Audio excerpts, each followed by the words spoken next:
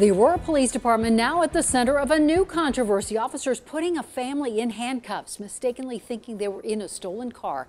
They were not. It is just the latest in a string of controversial decisions made by Aurora police officers. And tonight, just as we hear from that horrified mother, in the last 5 minutes, we learn Aurora has named a new police chief. Vanessa Wilson is the new chief. She's been working to address this incident along with the growing calls for changes in policy, transparency, and accountability. Denver 7's Addie Guajardo joins us live tonight. Addie? Well, Shannon, the Aurora city manager is recommending Vanessa Wilson. They're still having to make that final decision on the next interim police chief. He's addressed it today, saying that she has taken on head-on some big issues, including firing those officers who mocked the death of Elijah McClain. There has been a lot of backlash from that firing. We heard the Aurora Police Association called her unfit for the job, but today we're hearing a different story. Wilson has been with the Aurora Police Department 23 years. And today, just 30 minutes ago, I want to read this to you before we launch into our story today. She released a statement on behalf of the Aurora Police Department apologizing for a family that was wrongly targeted and held at gunpoint. We have that story. There's kids. It's these cries and screams Brittany Gilliam can't bring herself to relive.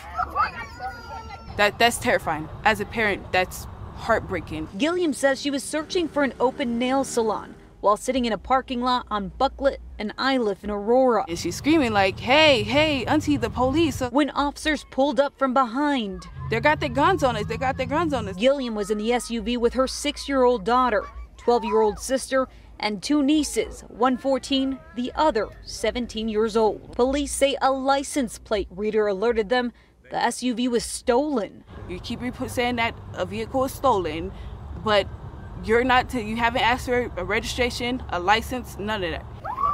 Gilliam was detained and her sister and niece were handcuffed on the ground. The whole point of you being a police officer is protect and serve for the people. You did not protect and serve. You put a gun on 4 kids. It turns out the stolen vehicle was actually a motorcycle, not Gilliam's SUV. Both vehicles share the plate number, but they were from different states.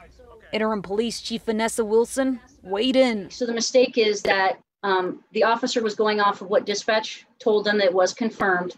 So he was acting in good faith that was confirmed. 2 officers apologized, but Gilliam says the damage is done. I don't accept the apology.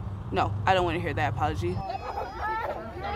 A traumatic situation, she says, changed her daughter's perception of police. I hate cops. That's exactly what she said. They had guns drawn on kids.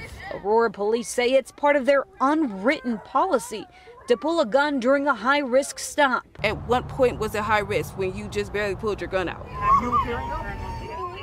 Gilliam is now calling for change. Get a new damn policy. Now, Good Morning America will also be having another story on Gilliam tomorrow morning if you want to tune in.